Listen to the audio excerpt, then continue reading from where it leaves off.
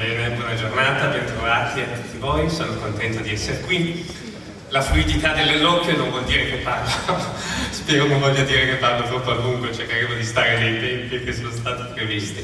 Allora avete nella cartellina una traccia dell'intervento intitolato La pedagogia di Don Bosco. Non è una relazione scritta veramente per disteso, ma è uno schema articolato in cui sono proposte delle idee con qualche tentativo di sviluppo, in modo che alcune cose le possiamo vedere adesso durante la relazione, altre magari sono materiali che potrete riprendere nei vostri centri. Gli obiettivi di questa riflessione sono stati richiamati e sintonizzarci anche col cammino di tutta la congregazione che in preparazione al bicentenario riflette proprio sull'esperienza pedagogica di Don Bosco. Ho pensato di articolare le cose che cercherò di presentarvi in due momenti. Un primo momento vorrei ripercorrere alcuni cambiamenti recenti degli ultimi decenni nella pedagogia, nel mondo dell'educazione. Noi non siamo contemporanei di Don Bosco, evidentemente. Tra noi e lui c'è una grande distanza temporale che è soprattutto una profonda distanza culturale. Allora, per riuscire a rileggere Don Bosco e direi anche trovare tra le righe delle sue espressioni la profondità di una visione pedagogica che sia capace di incidere oggi nelle nostre situazioni, dobbiamo fare veramente un lavoro culturale. E è importante dunque riprendere in considerazione in che modo l'educazione è cambiata nel modo di intenderla e di praticarla negli ultimi decenni. Lo farò in maniera abbastanza rapida in 3 passaggi, anni 40, anni 70, anni 90, e questo ci permetterà anche di riportare a consapevolezza delle dinamiche in cui siamo dentro anche noi, perché anche noi siamo figli del nostro tempo, anche noi apparteniamo a un certo modo di sperimentare la famiglia, di vedere il rapporto tra genitori e ragazzi e quindi di praticare l'educazione. La seconda parte dell'intervento sarà invece più direttamente focalizzata sul sistema preventivo di Don Bosco e seguirò come un canovaccio di questa esposizione quel famoso dialogo che c'è nella vita di Domenico Savio che Don Bosco scrive. Vi ho riportato lì nella prima facciata la citazione. Don Bosco incontra Domenico, in qualche modo si instaura il loro legame educativo e Don Bosco, raccontandolo, riassume quasi in una formula quello che è per lui l'educazione. E la formula è molto famosa, sono le parole con cui Domenico Savio, presentandosi a Don Bosco, dice: bene, io sono la stoffa, ella ne sia il sarto, dunque mi prenda con lei e farà un bell'abito per il Signore. Lette così possono anche sembrarci delle parole devote e confidenziali tra un ragazzino e un prete che non avrebbero moltissimo da dire a noi, ma vedremo che nel confronto con i mutamenti dell'educazione il modo di intendere cos'è la stoffa su cui noi lavoriamo, il ruolo da assegnare all'educatore. Qui Domenico dice un sarto, la mamma di Domenico faceva la sarta, quindi è probabile che abbia preso questa sua immagine così dall'ambiente familiare. Ma dire a un educatore: tu sei il mio sarto, e assegnargli un compito che non è da poco, è molto di più che tu sei uno che mi insegna qualche cosa, e insieme faremo un bell'abito per il Signore. Dunque veniamo al punto. Anzitutto, mutamenti dell'educazione nella postmodernità. Ho detto che faccio passare in una carrellata rapida 3 momenti intorno a cui mi pare si possano sintetizzare dei cambiamenti molto significativi. Anzitutto a metà del secolo scorso, possiamo dire grosso modo anni 40, il passaggio da una visione della pedagogia di stampo umanistico, potremmo dire centrata sull'idea di persona, a una visione dell'educazione e della pedagogia di stampo funzionalistico, centrata su competenze da acquisire, itinerari da svolgere, obiettivi da raggiungere. Nel 1943 il grande filosofo francese Jacques Maritain pubblicava un celebre saggio sull'educazione dal titolo L'educazione al bivio, che ancora oggi può suggerire degli spunti e dei criteri interessanti per l'analisi pedagogica. Con l'immagine e la metafora del bivio, Maritain indicava due possibili vie, due possibili strade, due possibili svolgimenti dell'azione educativa. La prima via, che è quella che lui vedeva sorgere con preoccupazione e che forse in tanti modi effettivamente prevalsa nella nostra società, è pensare l'uomo come un individuo che emerge dall'evoluzione naturale, dallo sviluppo sociale, un cittadino, uno che deve essere socializzato. La seconda via è invece pensare all'individuo umano come una persona, scriveva Maritain, che si possiede per mezzo dell'intelligenza e della libertà. Nel primo caso, compito dell'educazione è adattare l'individuo alla vita sociale e produttiva. Io ho una scuola, gli insegno le materie che gli sono necessarie per inserirsi nella società. Ho fatto questo, ho educato. La società cambia, va bene, inseriamo anche che dobbiamo insegnare l'informatica, dobbiamo insegnare anche le lingue straniere. Ha imparato queste cose, abbiamo svolto l'azione educativa, con il primario scopo di fornirgli le competenze necessarie per rendersi utili. Nel secondo caso è invece necessario oltrepassare il semplice funzionalismo educativo per considerare l'uomo nella sua integralità: corpo, anima, natura, soprannatura, conoscenza, azione, libertà e grazia. Prima l'ispettore, introducendo la conversazione di oggi, rimandava allo slogan "Siate felici nel tempo e nell'eternità". Pensate cosa capita all'educazione se noi togliamo il riferimento all'eternità. Pensate come cambia l'orizzonte nostro nell'osservare un ragazzo. Se noi abbiamo lo sguardo educativo di chi pensa che qui è in gioco il suo destino, di lui come di un tutto, di lui come un'esistenza che sta sbocciando e dovrà fiorire in un'eternità compiuta, cioè in un assoluto. Oppure se noi dobbiamo appunto inserirlo nel fatto che si inserisca con una competenza sufficiente in un mondo professionale. Ecco, una cosa non esclude l'altra, ma naturalmente se l'orizzonte si restringe, noi forse perdiamo veramente quello che è il cuore dell'educazione. Ora, negli anni 40 non erano molti che si accorgevano di questo cambiamento. Maritain cominciava a percepirle, a dirle: l'educazione in questo momento si trova di fronte a noi. Il bivio di Maritain si può ancora descrivere in un altro modo. Se lo scopo dell'educazione è funzionalistico, il cuore dell'azione educativa è occupato soprattutto dalla dimensione dell'istruzione e dell'addestramento, con tutto l'apparato metodologico che queste forme di trasmissione delle conoscenze comportano. Guardate qui la conseguenza. Il problema del metodo assorbe perciò tutta la scena. E dite voi se a volte questo non è un po' un problema anche della scuola, della formazione professionale. Io lavoro nell'ambito dell'università, anche lì c'è tutto questo tipo di attenzione. Per cui un'infinità di energie sono assorbite dalla ricerca del metodo che in qualche modo illusoriamente dovrebbe essere il metodo perfetto, il metodo che ti dà il prodotto finito, ma appunto l'educazione non è un prodotto. Con l'ossessività delle procedure e l'illusione sempre vana di trovare il metodo perfetto e infallibile. Se invece tu arrivi sotto lo scopo dell'educazione è umanistico, è umanizzante, è cioè volto prima di tutto a far scoprire il senso di sé, a far scoprire il senso dell'esistenza, a collocare anche ciò che le competenze delle varie materie che ciascuno di noi insegna all'interno di un senso globale della vita. Allora, in primo piano, l'azione educativa si svolge lungo altre vie, che per dirla con Romano Guardini puntano soprattutto all'incontro. In primo piano non è tanto l'efficienza del metodo quanto la qualità dei legami, perché è proprio nella qualità di questi rapporti, di questi legami che si apre l'orizzonte del senso complessivo della vita. Negli anni 70 della stagione successiva, più vicina a noi, di cui forse anche abbiamo maggiormente consapevolezza, l'evoluzione di questo processo ha segnato. Naturalmente ci sono anche 1000 aspetti positivi che sono avvenuti nel corso del Novecento. Adesso io mi concentro in modo particolare su quelli che rappresentano delle sfide per noi.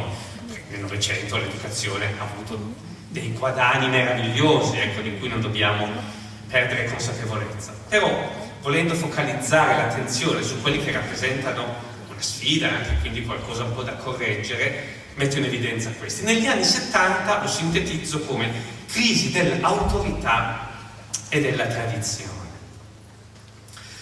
Vedete, chi di voi è più vicino a studi umanistici, a studi filosofici, cose di questo genere, sa che il grande mito dell'età moderna, il grande mito del Settecento, dell'Ottocento, è stato rendere l'uomo adulto. Era il compito dell'illuminismo. L'illuminismo, attraverso la ragione, voleva permettere all'uomo di diventare adulto. Ecco, a metà del secolo scorso questo ha avuto un profondo cambiamento, perché in qualche modo l'immagine ideale dell'uomo contemporaneo non è più quella dell'adulto, cioè di uno che ha fatto le sue scelte e le ha fatte una volta per tutte. A 30 anni ti sposavi, trovavi il lavoro, eri un adulto e le scelte che avevi fatto tra i 20 e i 30 anni erano quelle che segnavano la tua esistenza una volta per tutte. Ora, la fluidità della cultura e della società contemporanea ha invece condotto a rendere esemplare, attraente, paradigmatica e modello la figura dell'adolescente. Cioè di colui che continua sempre a essere aperto a tutte le possibilità, a tutti gli orizzonti, sempre pronto a mettere in discussione le cose che ha fatto fino a ieri per inventare delle altre che saranno di domani, togliendo stabilità, consistenza e radici alla solidità di decisioni irrevocabili. Allora vi dico qui, mentre la pedagogia moderna dell'illuminismo voleva rendere gli uomini adulti, il crollo delle ideologie e il sospetto sistematico nei confronti del soggetto, pensate alla psicanalisi, pensate a tanti altri elementi che sono entrati nella nostra cultura, hanno gradualmente cambiato l'idea di libertà. All'ideale educativo di un dover essere dell'uomo adulto si sostituisce gradualmente l'ideale del poter essere, del giovane, del ragazzo, dell'adolescente. Semplificando si potrebbe dire, mentre prima gli adolescenti volevano diventare adulti, ora gli adulti vorrebbero poter restare sempre adolescenti. Guardate, sono anche fenomeni del costume, anche della moda, di come ci si veste. Intorno abbiamo pieno di cinquantenni che si vestono come se avessero 20 anni. Ma per quello è l'ideale, in un certo senso, di avere sempre davanti a sé una giovinezza e la possibilità di imboccare una via nuova. Pedagogicamente, che conseguenza ha avuto questo? Ha avuto la conseguenza di sottrarre uno spessore di autorità all'educatore. Cioè non è più l'adulto che ti dice come devi essere. È importante, perché se tu sottrai il peso di attrazione, di solidità all'essere adulto, dunque non è più l'adulto che ti dice come devi essere. Guardate, in certe famiglie oggi il ragazzo di 15, 18 anni, a volte anche più piccolo, che dice al papà e alla mamma come dovrebbero essere per essere moderni. E siccome poi di tecnologie, che oggi la tecnologia, se non hai un po' di tecnologia non sei nessuno, quindi nell'uso di tutte queste apparecchiette qui, normalmente ne sa più lui che i suoi genitori, ecco, finisce quasi quasi per avere lui, o per simbolicamente avere lui, appunto, il futuro in mano e di spiegare ai suoi genitori che bisognerebbe fare così. La sottrazione all'adulto della figura di responsabilità appunto fa sì che non è più l'adulto che dice ragazzo la vita è questa, e certo dovrai scoprire tante cose tu, sei liberissimo di fare le tue scelte, ma io l'ho attraversata prima di te e posso dirti qualche cosa che tu ancora non sei in grado di dire. Questo spostamento, allora ritorno lì a pagina 2, alla metà, si accompagna alla crisi dell'educazione come esercizio di un'autorevolezza dell'educatore. Cerco di darvi qualche pennellata di orizzonti culturali e poi anche delle esemplificazioni pratiche, direi, della vita quotidiana. Vediamolo nella vita quotidiana e tendenzialmente nelle famiglie le crisi dell'obbedienza come strumento educativo. Una volta i genitori educavano i loro figli dicendo obbedisci, e qualche volta anche obbedisci e zitto, perché intanto obbedisci, lo fai, facendolo capisci perché bisogna farlo. Non so, mia mamma e mio papà hanno fatto ancora abbastanza così con me. Oggi non è facile che un genitore faccia questo. Bene, non assolutizziamo, non è nemmeno perfettamente giusto, ci sono delle cose in cui bisogna fare più così che cos'ha, ma oggi tendenzialmente il genitore si chiede di fronte al bambino che è un po' irrequieto: se gli dico stavo mica mortificando la sua spontaneità, stava mica tarpando le ali alla sua personalità che ha bisogno di emergere. La mia esperienza di prete, leggo anche alle messe domenicali, ecco, i bambini scorrazzano facilmente per la chiesa, questi bambini di 2 anni con 3 adulti attorno che lo inseguono, che hanno paura di dirgli sta fermo e zitto, fai così, perché hanno paura di tarpare la sua personalità.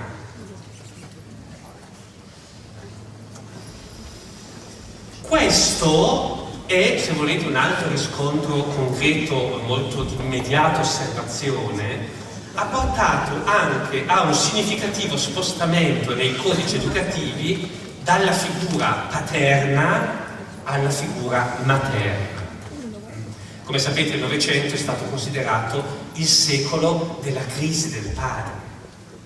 E allora nei ruoli educativi sono in discussione e contestati e in crisi soprattutto quelli maschili, che rimandano appunto ai codici dell'autorità, della tradizione, della legge, della responsabilità, mentre tendenzialmente la pedagogia e la pratica educativa si sono spostate in blocco nei codici femminili, che sono la cura, l'accoglienza, la comprensione, la tolleranza. Insomma, complessivamente l'educazione è diventata più morbida. Solo che questo sbilanciamento rappresenta anche qualcosa che, se è lasciato così e non è compensato come il Signore ha voluto, perché effettivamente ha fatto l'uomo e la donna perché si equilibrassero in questi codici, c'è qualcosa di sproporzionato.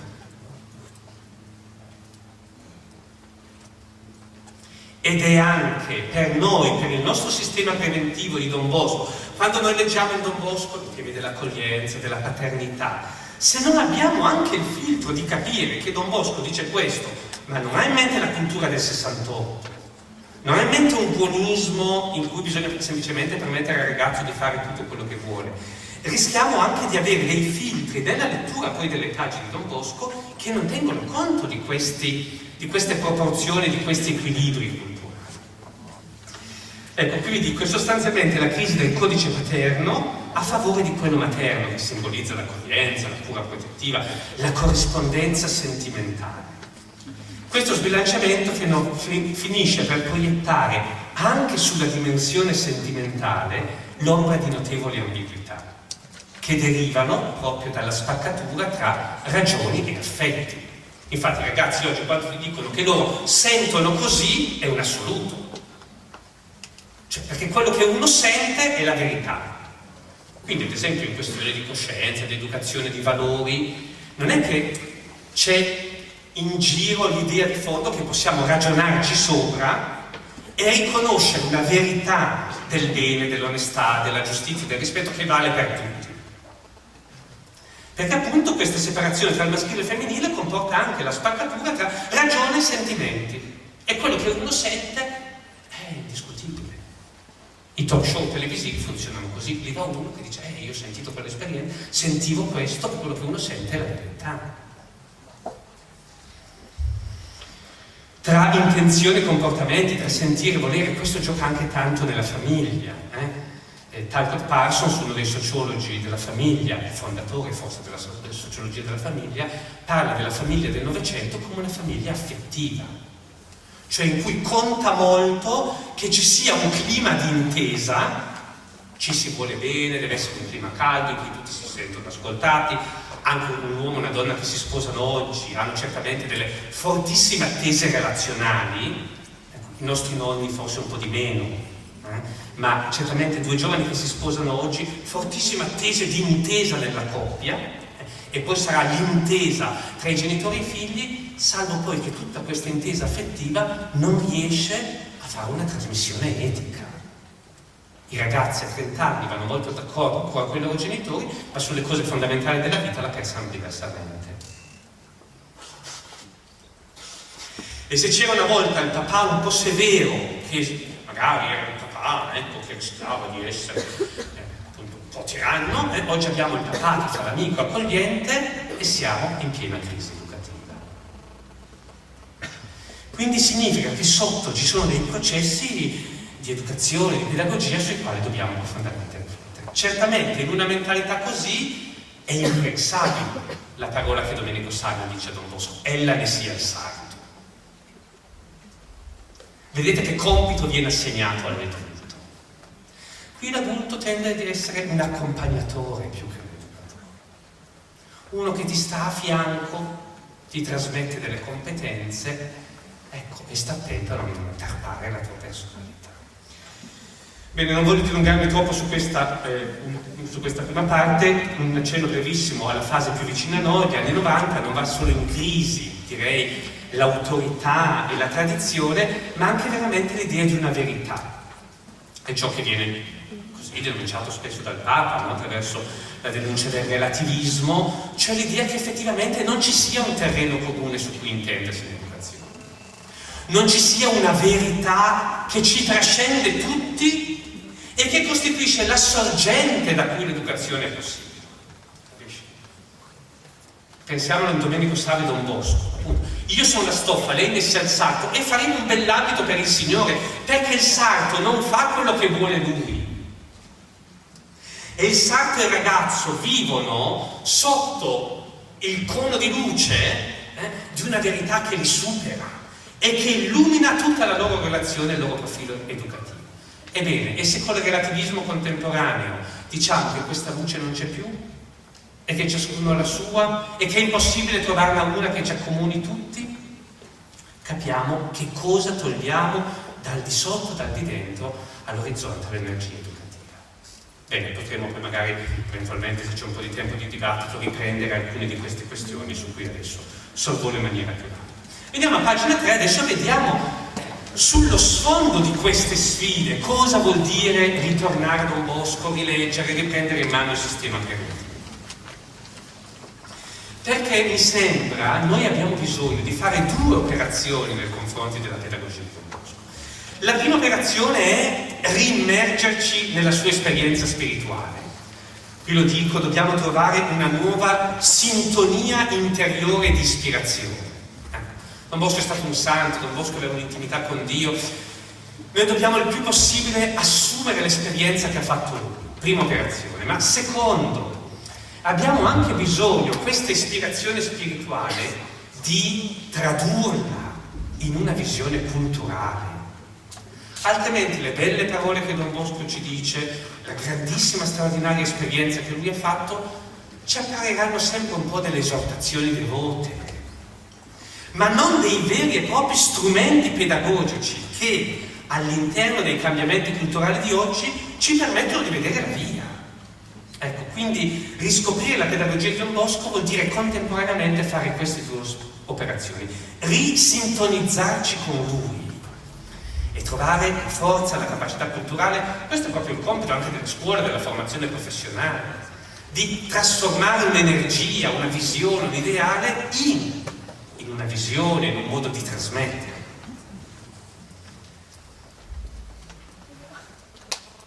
Anzitutto, Don Bosco ha assunto l'orizzonte della santità giovanile come pienezza di vita e di gioia, come l'orizzonte del suo modo di fare l'educazione.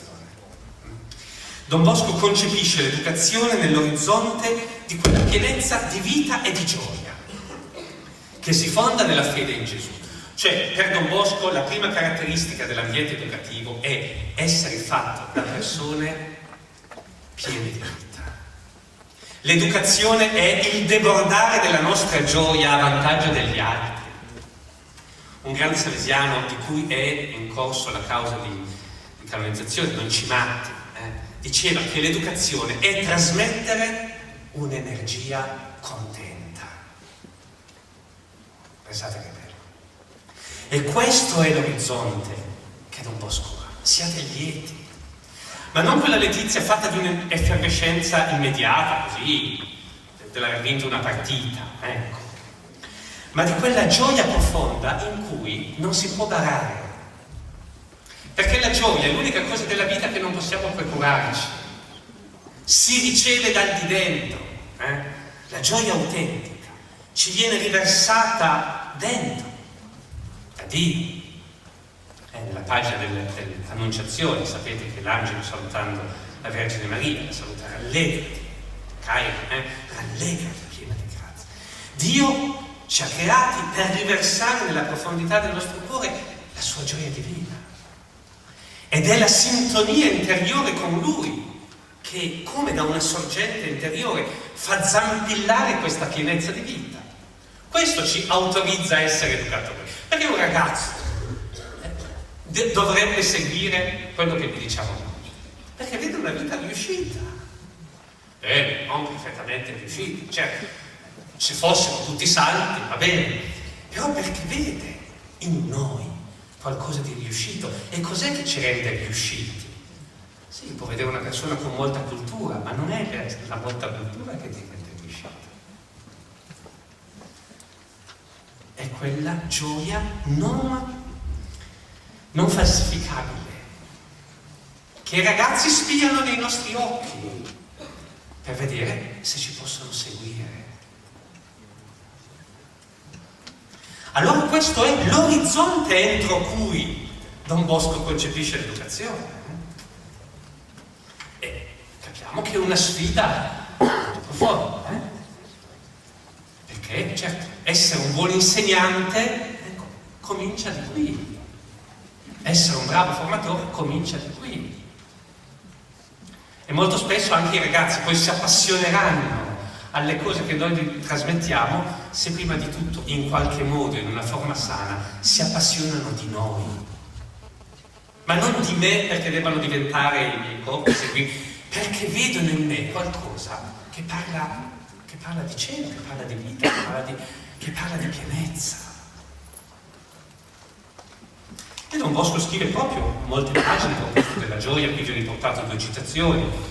La prima dice che la tentazione più forte del demonio nei confronti dei ragazzi è far loro pensare che il cristianesimo non sia questa gioia. E poi un'altra citazione che è proprio di Domenico Savio, nella vita che Don Bosco scrive, e dice: noi facciamo consistere qui la santità nello stare molto allegri, dove appunto questo stare molto allegri vuol dire questa crescita che fiorisce dal di dentro. L'educazione è permettere alla profondità del ragazzo di fiorire dal di dentro, e noi sapremo aiutarli in questo nella misura in cui siamo fioriti noi. E la gioia nel segno, Questa visione positiva e grande di Don Bosco è stata rilanciata da Giovanni Paolo II, quando ha affermato: è ora di riproporre a tutti con convinzione questa misura alta della vita cristiana ordinaria. Capisci? Dobbiamo fuggire alla tentazione di, va bene, visto che i ragazzi oggi hanno più difficoltà magari che in altre stagioni, abbassiamo il livello, poi l'abbassiamo ancora più, poi l'abbassiamo ancora un po', poi l'abbassiamo ancora un po', non attira più. Per dirla con un'immagine, i nostri ragazzi non hanno bisogno di un caffè decaffeinato. Se noi al cristianesimo togliamo la caffeina, rimane un'acqua sporca. Invece solo l'annunciare e il far vedere nei nostri ambienti questa potenza di vita, di gioia, di fioritura di persone, come sono state le 3 vite che Don Bosco ha scritto: Domenico Savio, Magone, Besucco, suscita nei ragazzi l'affidamento che è la chiave dell'educazione. Di fronte a persone così mi posso fidare. Ecco, e qui non c'è metodo che tenga, non c'è programmazione dettagliata dei nostri progetti didattici, degli obiettivi, delle strategie, delle centinaia, cioè questo è insostituibile. E tutto il resto sarà fecondo a partire da qui. Allora vengo ai 3 punti intorno a cui possiamo raccogliere 3 elementi della pedagogia di valore. Io sono la stoffa, lei ne sia il sarto, facciamo un abito per il singolo. Io sono la stoffa, lo intitolo così, una pedagogia dell'anima. Don Bosco ha indubbiamente una visione non funzionalistica dell'educazione, ma ha una visione umanistica dell'educazione che guarda il ragazzo nella sua completezza, in terra e in cielo, nel tempo e nell'eternità, e guarda il ragazzo nel luogo più intimo e ultimo del suo mistero, che la tradizione cristiana condensa intorno al termine anima. Capiamoci. Questa parola in anni passati era forse diventata così trita, consumata, sovraccarica di risonanze devozionali, di aver bisogno di un tempo di decantazione. L'abbiamo fatto, sono 40 anni che non ne parliamo più dell'anima. Men che meno in educazione. Quando mai nel vostro collegio docente, nella vostra riunione educativa, è venuta fuori la parola anima? Per mandare i nostri bisnonni, per trovare una cosa di questo genere. Sono 40 anni che l'abbiamo messa a riposo, ne aveva bisogno, perché quest'anima sembrava diventato uno spiritello che vagava, perdendo il contatto con la concretezza della storia, la mediazione del linguaggio, le dinamiche sociali. Effettivamente era una parola che era stata consumata da un certo spirito, quindi aveva bisogno di essere purificata. In questi 40 anni in cui è rimasta a riposo, abbiamo guadagnato un mucchio di cose, la consapevolezza che le appartenenze, i linguaggi sono decisivi nell'ambito dell'educazione, giusto? Abbiamo guadagnato la consapevolezza che il corpo non è la nostra macchina, ma il luogo in cui si plasma la nostra identità, giusto? E tante altre cose. Adesso che le abbiamo riguadagnate, forse vale la pena di ritirarla di nuovo un pochettino fuori e di riscoprirla nel suo giusto significato, che è questo. Oggi però abbiamo urgenza di riscoprire ciò che ci implica, cioè il luogo ultimo della nostra identità, il punto in cui il ragazzo che è nei banchi, sapete che ogni ragazzo che avete davanti nei banchi, nel laboratorio, ogni ragazzo che vediamo in cortile, nel centro del suo essere, sapete cosa capita? Che lì lui è sfiorato, è toccato, è abitato da Dio. Come ciascuno di noi, nell'intimo del nostro cuore, noi siamo abitati da una presenza su cui si gioca tutto di noi. Allora un ragazzo può essere osservato dal medico che esamina il suo corpo dal punto di vista fisiologico, benissimo. Può essere osservato dallo psicologo che osserva la sua psiche, le dinamiche, le tappe che ha avuto nella sua crescita, benissimo. Ma può essere osservato anche da questa angolatura, quella del suo mistero, quello del luogo più intimo in cui lui è ciò che è e ne è per sempre e ne è di fronte all'assoluto. Quel luogo lì noi lo nominiamo nella tradizione cristiana parlando di anima.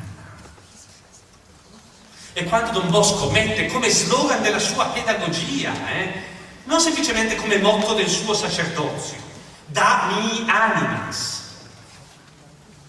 Questo non è stato solo il motto di un prete che voleva farsi santo, è stata l'ottica di un educatore che, incontrando dei ragazzi, non vedeva solo dei muscoli che stavano crescendo e dei cervelli da riempire, vedeva anche quello, e se avevano fame gli dava da mangiare, e se avevano da imparare un lavoro glielo insegnava, ma faceva tutto questo vedendo nel ragazzo un'anima, un mistero. Cosa vuol dire per noi riscoprire la pedagogia di Don Bosco, se non in qualche modo ripartire da lei? Anima, dico ancora una cosa. Dire che ciascuno di noi è un'anima, un mistero, vuole anche dire che ciascuno di noi è un labirinto È vero o non è vero che ci perdiamo dentro noi stessi? È vero o non è vero che la cosa più difficile è parlare di noi, parlarne in profondità? Spesso lo facciamo pochissimo e lo facciamo con pochissime persone ed è molto difficile chiamare per nome le cose più profonde che abbiamo dentro, perché siamo un labirinto in cui ci perdiamo e l'unico che ci guida in questo labirinto è colui che l'ha fatto, il Figlio di Dio. Quando Don Bosco dice l'educazione è cosa di cuore e solo Dio ha la chiave per entrare in questo cuore, dice esattamente questa cosa. Allora vedete che sono realtà di un grande spessore spirituale, naturalmente sono parole di un santo, però se le confrontiamo con quei cambiamenti pedagogici che vi ho fatto brevemente vedere prima, indicano anche una grande prospettiva educativa, una grande prospettiva culturale, antropologica. E la scuola ha un ruolo enorme in questa roba qui, perché tu puoi leggere Manzoni e Leopardi, puoi leggere un autore latino, così, per cultura, oppure puoi incontrare qualunque grande pensatore, letterato, maestro del passato, rendendoti conto che se una personalità è stata grande è perché è stata sfiorata da questo problema, perché si poneva queste domande radicali qui. Allora anche una lezione su Leopardi diventa qualcosa che, appunto, non è che Leopardi vada insegnato in maniera confessionale, non si tratta di questo, ma si tratta di insegnarlo in maniera educativa, ed è educativa in quanto raggiunge la res della vita, raggiunge il punto, tocca l'umano e non solo le nostre molecole cerebrali. Per Don Bosco naturalmente l'educazione ha originariamente un'ispirazione religiosa. È semplicemente impossibile per lui lasciare tra parentesi le domande decisive della vita. E secondo lui è profondamente ingiusto nei confronti dei ragazzi, tanto più dei ragazzi che vengono da noi aspettandosi di trovare Don Bosco. I ragazzi vengono da noi aspettandosi di trovare la proposta di Don Bosco e non la trovano perché naturalmente c'è scritto Don Bosco sulla porta dell'istituto. La trovano per le persone che siamo noi. E che dobbiamo essere capaci oggi di vivere con i ragazzi un'esperienza profonda così di contatto educativo. Se guardiamo Don Bosco, se leggiamo i suoi testi sul sistema preventivo, eccetera, troviamo che questo tema, anche religioso, è per lui indubbiamente fondamento, colonna, sostegno, base del suo metodo educativo. Cioè non è una mano di vernice in più che si dà a un'educazione neutra. Non è semplicemente il fatto che il giorno di Don Bosco e di Maria Ausiliatrice facciamo una messa o facciamo le confessioni per l'Immacolata, poi tutto il resto procede su un'altra strada. Ecco perché è così importante che anche voi laici che operate nei nostri ambienti siate molto sintonizzati su questa cosa qui, perché la messa dell'Immacolata di Don Bosco, adesso leggiamo che il prete farà la messa di Don Bosco, ma non è ancora questo fare il sistema preventivo, perché altrimenti è una ciliegina che si aggiunge su un gelato montato con un'altra panna. È la visione educativa che insieme abbiamo, carismaticamente sintonizzata col fondatore e culturalmente sintonizzata col nostro tempo. Perché dobbiamo essere capaci di far accadere queste cose qui nelle forme pedagogiche di oggi. Ah, che cosa bella, incoraggiante, stimolante. Ecco, a metà pagina 4, a un certo punto mi fermo. La centralità della dimensione religiosa, d'altra parte, non significa affatto che l'educazione si riduca a pratiche di preghiera. Significa invece che solo nell'orizzonte della familiarità con Dio si capisce anche quello che avviene in classe e in cortile. La prima cosa che un ragazzo fa quando va in crisi nella sua fede, nel suo rapporto col Signore, diventa nervoso, diventa svogliato, diventa irrequieto. Allora ci sono anche tanti problemi didattici, ci sono anche tanti problemi disciplinari che affondano le loro radici molto più in giù. Perché Don Bosco con i suoi ragazzi è riuscito a creare quel clima di fiducia, di responsabilità, per cui sapete come si narra negli episodi, poteva, se lo chiamavano, ecco, andare via dallo studio lasciandogli la sua berretta. La berretta di Creta lo metteva lì, era come dicesse: Don Bosco rimane qui ad assistere, lui andava via e i suoi ragazzi rimanevano tranquilli. Ma perché riusciva ad arrivare al cuore dei suoi ragazzi, a guarirne le ferite in una profondità che ci rimanda giù. Allora anche i problemi disciplinari si sciolgono più facilmente. Anche tante questioni di attenzione, didattica, di impegno, di responsabilità trovano la strada per essere toccate. Dunque colui che gioca, che studia, è sempre una persona che l'intimo nel suo cuore è a contatto con il mistero che rende ragione.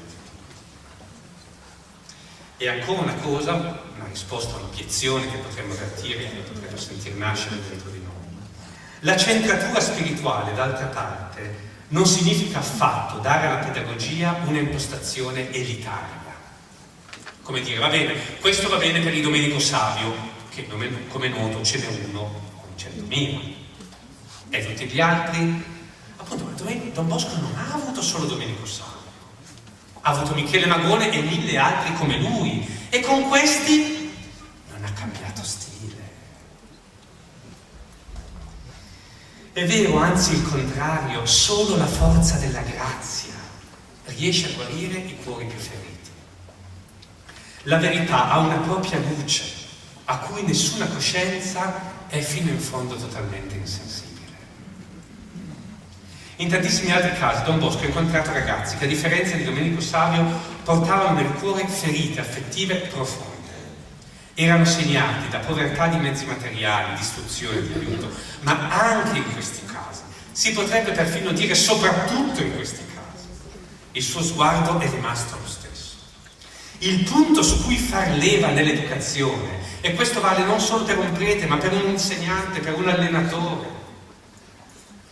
il punto su cui far leva nell'educazione è quello in cui la grazia divina trova risonanza nell'intimo della coscienza, mostrandosi più forte del male che la avvilisce. Le famose parole di Don Bosco: in ogni giovane, anche il più disgraziato, il più ferito dalla vita, c'è un punto accessibile al bene.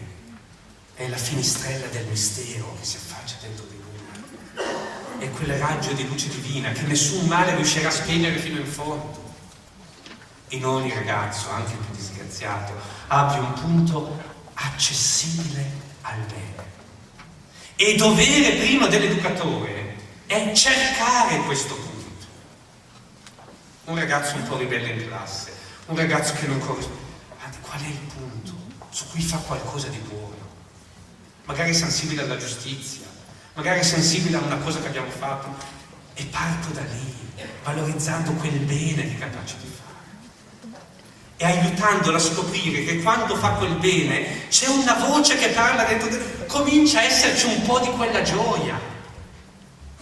Gli faccio toccare con mano che la sorgente di quella gioia scaturisce anche dentro di lui e gli verrà voglia di togliere il fango che impedisce a quell'acqua di venire fuori. E insegnante, se io faccio tutto questo, veramente educo quel ragazzo.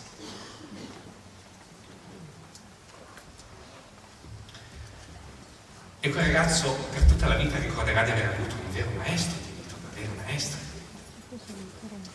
Quando nel 1855, dopo la famosa passeggiata con i ragazzi del carcere, penso che gli episodi della vita di Don Bosco e salesiani e dei racconti notati, Don Bosco porta i ragazzi fuori del carcere giovanile a fare una passeggiata, alla condizione di non avere delle guardie che li controllino, e quando è ora di rientrare li riportano dietro tutti. E il ministro Rattazzi, sorpreso, dice: ma noi non riusciamo da nessuna parte a ottenere qualcosa di simile. E gli chiede perché. Come mai lo Stato non riuscisse ad avere sui giovani un'influenza pari alla sua? Don Bosco risponde: eccellenza. La forza che noi abbiamo è una forza morale. Pensate, questo ogni educatore dovrebbe poterlo dire di sé.